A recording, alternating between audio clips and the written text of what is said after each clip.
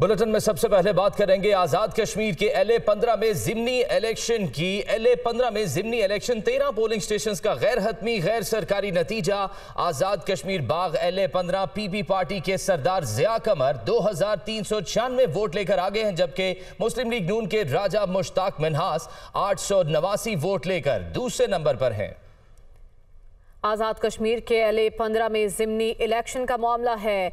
LA-15 में जिमनी election 13 polling stations का गैर हतमी गैर सरकारी नतीजा आप दुनिया टीवी की स्क्रीन पर देख सकते हैं। मुकाबला है पाकिस्तान पीपल्स पार्टी और मुस्लिम लीग नून में, लेकिन पाकिस्तान पीपल्स पार्टी 2396 वोट लेकर आगे दिखाई दे रही है, जबकि मुस्लिम लीग नून के कैंडिडेट ने सिर्फ 889 वोट हासिल किए हैं। 13 पोलिंग स्टेशंस का रिजल्ट है जो हम आप तक शेयर कर रहे हैं। 189 पोलिंग स्टेशंस में से 13 पोलिंग स्टेशंस के रिजल्ट के मुताबिक अब तक पाकिस्तान पीपल्स पार्टी आगे दिखाई दे रही है, जबकि नून लीग पीछे दिखाई दे रही है। इसी बारे में मजीद तफसीलात जान लेते हैं। हमारे साथ मौजूद हैं नुमाइंदा बाग खुरम परवेज। खुरम, बताइएगा, रिजल्ट्स आने का सिलसिला जारी है, किसका पलड़ा भारी दिखाई दे रहा है? जी बिल्कुल, हल्का LA-15 वस्ती बाग में इंतखाबात जो हैं आज मुकम्मल हो चुके हैं। सबसे पहले तो हम आपको इन इंतखाबात का अहवाल बताते चलें। आज का दिन जो है वो तकरीबन पुरअमन ही गुजरा। जो इक्का दुक्का जो वाकयात हुए झगड़े के, जिनमें 2 अफराद जख्मी हुए, 1 लाख कुछ हजार जो वोटर थे इस हल्के से टोटल रजिस्टर्ड थे। ताहम अभी तक 13 पोलिंग स्टेशन के जो है वो नताइज हमें मौसूल हो चुके हैं, जिनमें पीपल्स पार्टी का जो पलड़ा है वो भारी दिखाई दे रहा है। 2396 वोट जो है पीपल्स पार्टी के जो उम्मीदवार हैं जिया कमर, उन्होंने हासिल किए हैं, जबकि उनके मध्य मुकाबल जो है PMLN के मुश्ताक मिन्हास वो दूसरे नंबर पर हैं और उनके 800 वोट जो है अब तक हुए हैं। तो हम यहाँ पर जो पोलिंग स्टेशन की कुल तादाद है वो 189 है। तो हम पीपल्स पार्टी का जो पलड़ा है ताहाल भारी दिखाई दे रहा है। जी तो खुरम, क्या लगता है आपको, अभी सिर्फ 15 पोलिंग स्टेशंस का गैर हतमी गैर सरकारी नतीजा हमारे सामने है, तो आगे जाकर सिचुएशन चेंज भी हो सकती है? जी बिल्कुल, देखिए कोई भी चीज इसमें हर्फ आखिर तो नहीं हो सकती।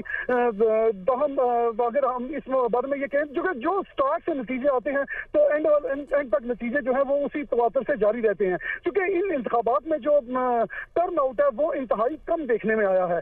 तो हम इस मामले में अभी कुछ देर में जो है ये सूरत हाल मजीद जो है वो वाज़े से वाज़ेतर होती जाएगी। जी अच्छा खुरम, एक तो आपने बताया टर्न आउट इंतहाई कम दिखाई दिया, इसकी वजह क्या है? और 2 जमातें ही अभी तक नजर आ रही हैं जो कि कांटे का मुकाबला भी नहीं कहा जा सकता, इसमें वोटों का बहुत फर्क है। तो कैंपेन किसने भरपूर अंदाज में इधर चलाई थी? तो मैं इस बारे में आपको ये बता दूं, चूंकि ये जो हल्का बस्ती है यहाँ पर जो है बरादरियों का इन्फ्लुएंस जो है वो सबसे ज्यादा है। यहाँ पे शख्सी सियासत जो है वो ज्यादा होती है।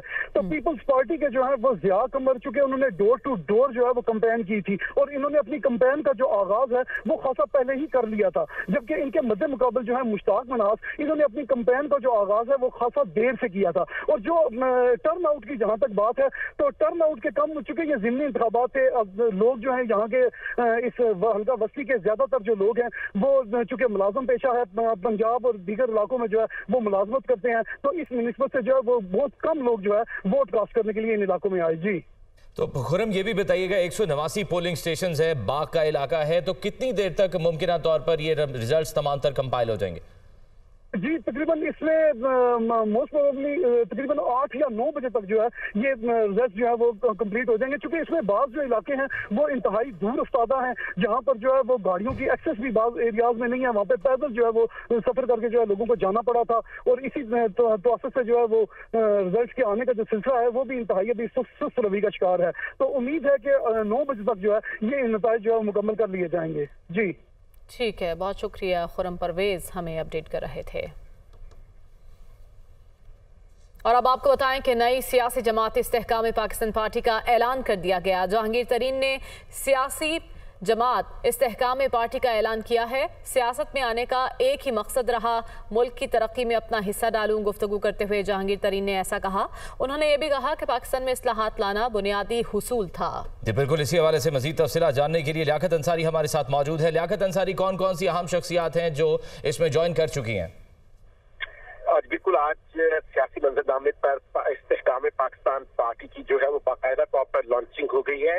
ये जो लॉन्चिंग तकरीब में जो है वो जहांगीर खान तरीन और अब्दुल अलीम खान ने खिताब किया और इस पार्टी के अगराज व मकासद के हवाले से एतमाद से लेते हुए वाज़ेह तौर पर ठीक है लियाकत, आपसे मजीद इन्फॉर्मेशन मिलेंगे। इस वक्त senior anchor person Kamran Shahid साहब ने हमें ज्वाइन कर लिया है। कामरान साहब, एक नई सियासी जमात उभरी है उफक पर, पुराने चेहरे हैं इस नई जमात में, तो पार्टी को अवामी सतह पर पजीराई मिल सकेगी इन चेहरों के साथ?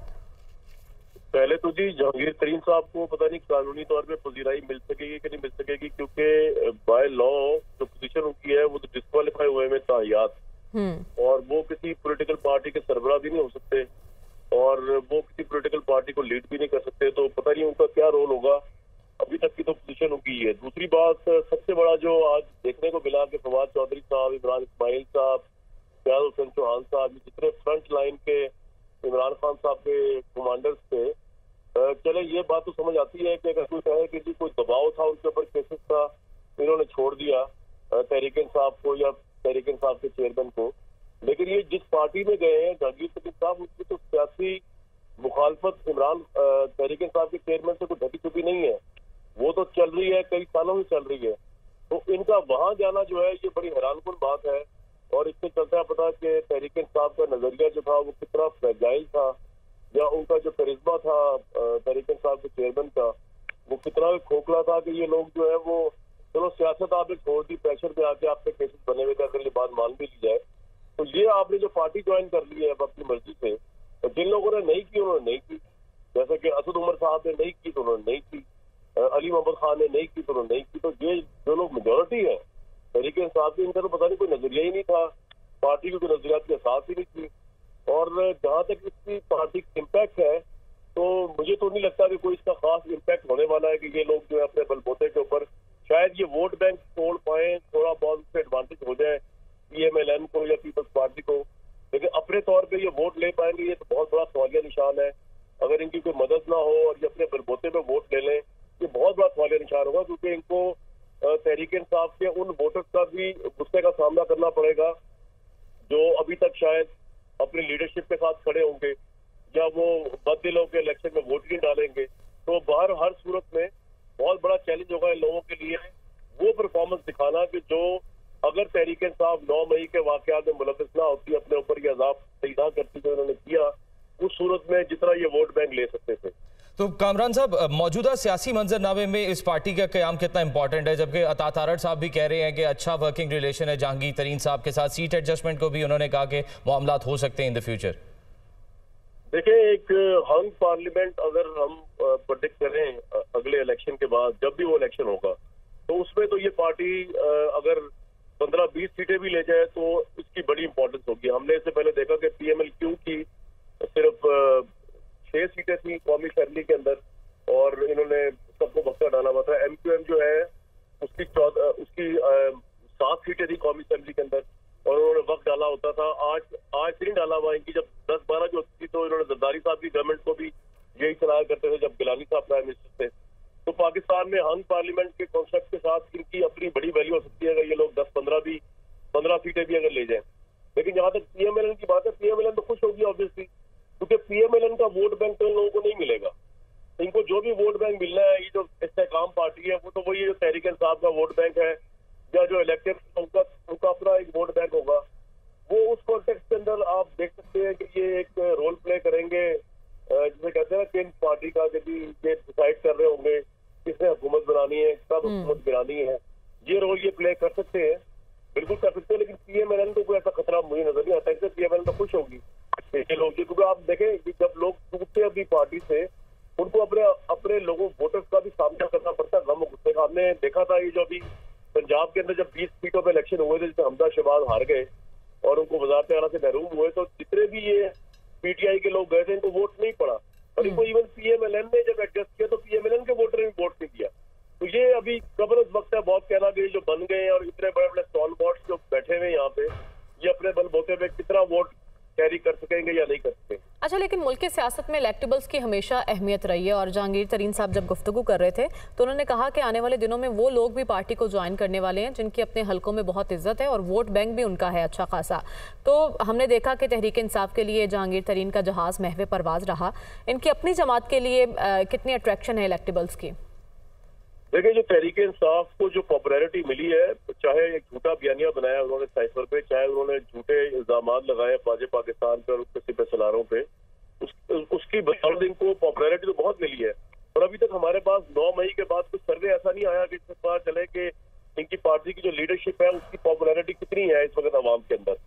तो अब ये बहुत सवाल होगा कि ये जो लोग हैं जो इलेक्टेबल्स हैं, क्योंकि पीटीआई ने इलेक्टेबल्स का फिनोमेना को बहुत हद तक डैमेज किया है कि इलेक्टेबल्स से भी बढ़ के पॉपुलैरिटी उन्होंने ली, झूठे बयानिए पर चाहे ली। हम तो कहते आ रहे हैं कि साइफर वगैरह सब झूठा बयानिया था, साइफर हकीकत थी, लेकिन इसमें जो फौज का मिलान किया गया झूठ था। लेकिन ये तो सच है ना कि इन्होंने पॉपुलैरिटी गेज की उसके अंदर। तो अब देखना पड़ेगा कि ये इलेक्टेबल्स के जो वोट हैं वो क्या इतने होंगे अब की दफा पाकिस्तान तहरीक इंसाफ के इलेक्टेबल्स के, जो तहरीक इंसाफ की पॉपुलैरिटी आखिरी सर्वे आने तक थी उसको आउट नंबर कर जाए। क्योंकि तो बहुत बड़ा सवालिया निशान है। अभी हम देख के इनकी शक्लें नहीं कह सकते कि जनाब ये इलेक्टेबल है तो इसने अपने बलबोते में 4 इलेक्शन में इतने वोट दिए थे तो अब आइंदा इलेक्शन में भी उतने लाखों वोट ले जाएगा। वी कैन नॉट, मैं तो नहीं प्रेडिक्ट कर सकता इस मौके पे। तो कामरान साहब, आपको लगता है कि आने वाले इलेक्शन चाहे जब भी हों उनमें ये पार्टी कोई इम्पैक्ट अपना दे सकेगी, कोई मेजर चंक उठाने में कामयाब हो सकेगी? दूसरा, अब जितने चेहरे ऑलरेडी इनको ज्वाइन कर चुके हुए हैं, इनके अलावा और कौन से इंपॉर्टेंट ऐसे चेहरे हो सकते हैं जो इन फ्यूचर इनको मजीद ज्वाइन करेंगे? देखिए, पूरी तहरीके क्वार्टर या आधी तरीके साहब तो पड़ी होगी जो ज्वाइन कर सकती, शायद क्वार्टर ही रह गई होगी। अब तो मैंने कैलकुलेट तो नहीं किया क्योंकि 300 से ऊपर तो आई थिंक लोग निकल चुके हैं जो या तो टिकट होल्डर है थे या टिकट होल्डर थे या जो एक्स एमएलए एमपीए थे। और केपी जो है उसमें शायद अभी तक डेवलपमेंट नहीं सामने आई कि केपी से कितने लोग चाहते हैं वो ज्वाइन कर सकते। जहां तक आपकी बात इम्पैक्ट की है तो मैं आपको बता रहा हूँ कि पाकिस्तान की तो पॉलिटिकल कल्चर ऐसा है कि जहाँ पे एमक्यूएम ने अगर 7 सीटें ली हुई नेशनल असेंबली की या पीएमएलक्यू ने 10 सीटें ली हुई है नेशनल असेंबली की, तो उनको भी वोट ऑफ नो कॉन्फिडेंस में आपके सामने कितना बड़ा वेटेज था उनके पास कि वो जो थे जिस तरफ बैठते उसी की गवर्नमेंट बननी थी पीटीआई के प्राइम मिनिस्टर को हटा के। तो अब देखना पड़ेगा कि ये पार्लियामेंट जो आती है इसके अंदर क्या कोई सादा अक्सरियत ले पाता है। अगर कोई एक पार्टी सादा अक्सरियत ले लेती है तो फिर इनकी वैल्यू कम हो जाएगी। ये 15-20 सीटों वाले जो है, अगर ये बहुत ज्यादा सीटें लेंगे 40-50 तो फिर तो ऑटोमेटिकली हंग पार्लियामेंट बन जाएगी, फिर तो किसी की सादा मेजोरिटी होगी नहीं। और बहुत रेयर चांस है कि 2/3 को ले जाए तो 2/3 की सूरत में इनकी वैल्यू नहीं होगी, सादा अक्सरियत की सूरत में इनकी वैल्यू नहीं होगी। हाँ, अगर सबको नॉर्मल सीटें मिली और इनको भी मिल गई 15-20, जैसे कि लास्ट इलेक्शन में हुआ था कि तहरीक इंसाफ के पास सादा अक्सरियत नहीं थी, तो फिर आपने देखा कि एमक्यूएम और ये जो बाप पार्टी और इवन ये जो पीएमएलक्यू थी उन्होंने किस तरह जो है वो चीजें डिक्टेट भी की और इन्होंने किस तरह अपनी इंपॉर्टेंस हर जगह पे बनाई। तो ये डिपेंड करता है कि इलेक्शन का रिजल्ट क्या आता है हमारे सामने। लेकिन कामरान साहब, आपको नहीं लगता जब छोटे छोटे ग्रुप्स बनेंगे, उधर परवेज खटक साहब भी मुलाकातें कर रहे हैं और इम्कान है कि जल्द उनका भी एक धड़ा सामने आ जाएगा, इधर जहांगीर तरीन साहब ने एक पार्टी बना ली है, जब ऐसे छोटे छोटे ग्रुप्स बन जाएंगे तो सादा अक्सरियत लेना किसी के लिए भी मुश्किल हो जाएगा? जी आप बिल्कुल ठीक कह रही हैं कि सादा अक्सरियत लेना जो है बहुत बड़ा चैलेंज हो जाएगा। और इस कॉन्टेक्स्ट में मैं आपसे टोटली एग्री करता हूँ, पर इसलिए तो मैं कह रहा हूँ ये जो आइंदा आने वाला जो इलेक्शन है ये सबसे ज्यादा मुझे लगता है कि इसके अंदर हंग पार्लियामेंट होगी और इसके अंदर शायद जो भी गवर्नमेंट बनेगी वो प्रोबेबली कोalition गवर्नमेंट बने। उसमें हो सकता है अगर पीएमएलएन की थोड़ी सीटें ज्यादा हो तो वो पीपल्स पार्टी की सपोर्ट के बगैर ना बन सके, या वो ये जो नई पार्टी बनी है इनकी अगर 15-20 सीटें ही हो जाए इनके बगैर ना वो चल सके, तो बिल्कुल एक खिचड़ी पकेगी। क्योंकि अब तहरीक इंसाफ तो मेन स्ट्रीम उससे पॉलिटिक्स से अगर इलेक्शन साल हो जाता है वो निकलती भी नजर आती है। मतलब निकलने से मुराद ये है कि आप अभी भी देखें आजाद कश्मीर में जो इलेक्शन हो रहा है, फिलहाल की जो पोलिंग आ रही है हमारी दुनिया न्यूज भी चल रही है, उसमें Tehreek Insaf I think 3रे number पे है।